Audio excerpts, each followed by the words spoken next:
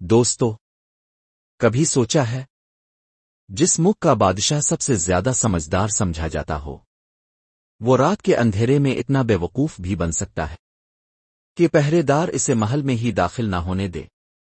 ہوا کچھ یوں کہ سلطان فہرام خان خفیہ معائنہ کے شوق میں اتنے عام آدمی کا روپ دھار کر نکلا کہ لوگ اسے بادشاہ نہیں، چنے بیچنے والا سمجھنے لگے۔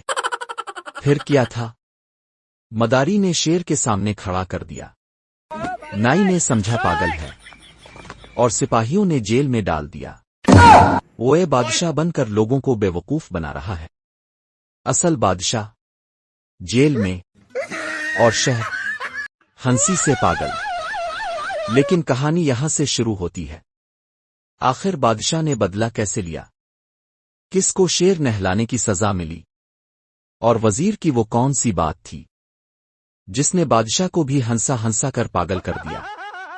پوری کہانی دیکھنے کے لیے لنک ڈسکرپشن میں موجود ہے۔